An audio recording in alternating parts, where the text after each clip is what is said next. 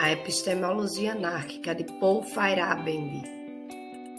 O grupo é composto por Clodoaldo Lopes da Silva, Lanúzia Nunes Almeida e Thaís Veras de Moraes Rezende.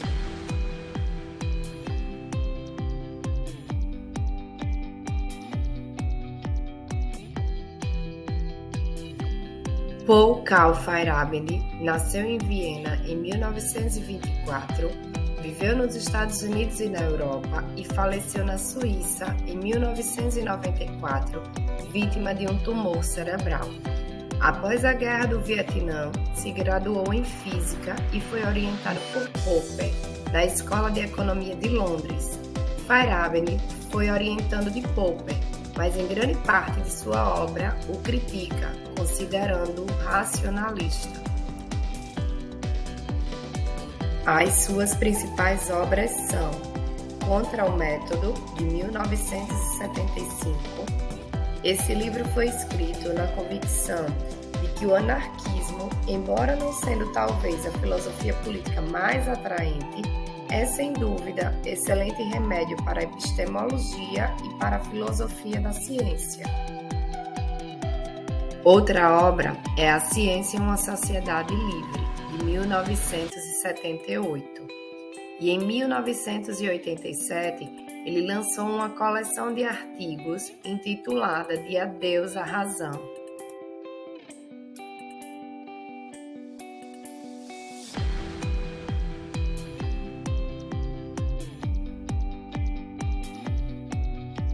De acordo com Feyerabend, a ciência é uma empresa anarquista que rejeita a existência de regras universais e defende a violação dessas regras metodológicas. Na verdade, ele afirma que o avanço da ciência se dá justamente ao se violar essas regras metodológicas impostas. Para ele, a única regra é a violação de todas as regras.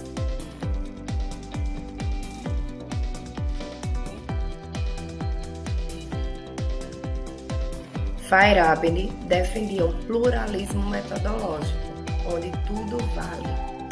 A ideia de um método estático ou de uma teoria estática de racionalidade funda-se em uma concepção demasiado ingênua do homem e de sua circunstância social. Portanto, ele se opõe a um princípio científico único, absoluto, de ordem imutável. Logo, deve ser entendido como oposição a um conjunto único e fixo de regras. Em outras palavras, oposição ao que se pretendia caracterizar como o método na visão racionalista de Popper. A sua epistemologia afirma que toda teoria, por mais plausível e por mais solidamente radicada na epistemologia que seja, vai sempre haver uma circunstância na qual é oportuno ignorá-la ou adotar o seu oposto. Tais violações não são acontecimentos acidentais e não são resultados de um saber insuficiente ou de desatenções. Pelo contrário, tais violações são necessárias para o progresso científico. Incomensurabilidade. Feyerabend defendia que não existia uma igualdade entre hipóteses contemporâneas ou mais recentes, pois cada um tem seu valor em seu tempo e meio cultural em que foi desenvolvida. Elas são incomensuráveis, ou seja, não podem ser medidas, muito menos se dizer qual é a melhor, porque não há um critério qualitativo para isso. Tanto valem a física como a astrologia, o criacionismo e a biologia evolutiva, a medicina e o curandeirismo, a bruxaria e a engenharia. Quando duas teorias são incompatíveis, uma mera diferença conceitual não torna duas teorias incompatíveis. Só serão se o uso de qualquer conceito de uma toma os conceitos de outra inaplicáveis. A incomensurabilidade fere as pretensões de um conjunto de regras ou princípios que caracteriza o progresso da ciência. Nesta imagem ao lado, Vocês podem me dizer, por exemplo, o que vocês veem nesta imagem? A princípio, todos vão falar um pato, mas se girarmos a imagem, veremos um coelho. Anarquismo epistemológico e a história da ciência. Feyerabend procura fundamentar sua tese citando Galileu. Galileu veio a criar os elementos necessários para defendê-la contra aqueles que só aceitam um ponto de vista quando ele é apresentado de determinado modo e que só confiam nele quando encerra certas frases mágicas, denominadas relatos de observação. Feyerabend rejeita qualquer autoridade individual ou coletiva. Se opõe a um princípio único, absoluto, uma ordem imutável. O anarquismo epistemológico dele se opõe a um conjunto único, fixo, de regras. Se opõe ao que se caracteriza como método, mas não se opõe a todo e qualquer procedimento metodológico. O anarquismo epistemológico deve ser interpretado como uma defesa de um pluralismo metodológico. Todos os métodos, mesmo os mais óbvios, têm suas limitações. Ele é contra o método e não contra método algum.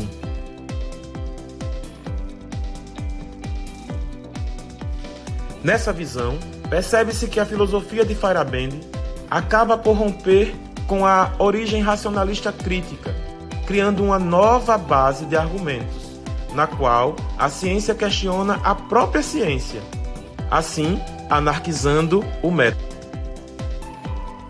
No livro Contra o Método, Feyerabend ele tem um caráter bem provocador. E aí ele comenta que, se quisermos o progresso na ciência, às vezes é preciso deixar de seguir e até ir contra a norma de que não se devem produzir hipóteses ad hoc, quer dizer, para este fim. Feyerabend critica Lakatos e Popper. Popper deixa claro que uma hipótese hoje ad hoc podem ser verificáveis e, portanto, não ad hoc amanhã. Não devemos pronunciar um edito tão severo contra hipóteses ad hoc. Feyerabend sustenta que existem circunstâncias nas quais é aconselhável introduzir, elaborar e defender hipóteses cujo conteúdo seja menor em relação das hipóteses alternativas existentes e empiricamente adequadas. Na intenção de Feyerabend, essa contranorma irá se opor à norma popperiana, de que é preferível uma teoria com mais conteúdo a uma teoria com menos conteúdo. Feyerabend simplifica arbitrariamente as coisas, já que ninguém proíbe ninguém de abraçar e trabalhar uma teoria que hoje tenha menor conteúdo informativo comprovado do que outra teoria, mas que tem conteúdo ainda maior como comprovar, sendo muito rica e logicamente mais promissora do que a teoria no auge. Ainda sobre Feyerabend, quando ele sustenta a ideia que existem circunstâncias nas quais é aconselhável introduzir, elaborar e defender hipóteses que contradigam resultados experimentais bem estabelecidos e universalmente aceitas. Essa última ideia sustentada de Feyerabend vai contra a norma popperiana, que diz que uma teoria deve se considerar refutada quando existem dados experimentais bem estabelecidos que a contradizem. O próprio Popper, quem acentuou o fato que não se deve confundir refutação de uma teoria com sua rejeição, ou seja, com a necessidade de que se abandone a teoria e, mais especificamente, se deixe de trabalhar nela. Feyerabend critica o método científico de uma forma universal. Para ele, a ciência falha quando tentamos apresentar regras universais. Para Feyerabend, essa questão do método científico, que serve para tudo, para todas as ciências, enfrenta uma barreira, tem um grande impedimento, que é a mensurabilidade. E aí a gente vai explicar que duas teorias que são bem aceitas, mas que possuem caminhos totalmente diferentes. De uma forma mais simples, Newton, na mecânica clássica, fala que os objetos físicos possuem forma, massa e volume. Essas propriedades só podem ser modificadas com interferência física, o exemplo da figura de uma pedra na água. Para Einstein, na teoria da relatividade, a forma, a massa e o volume podem ser modificadas, a dependendo da referência. E aí o exemplo, a Terra e seus satélites.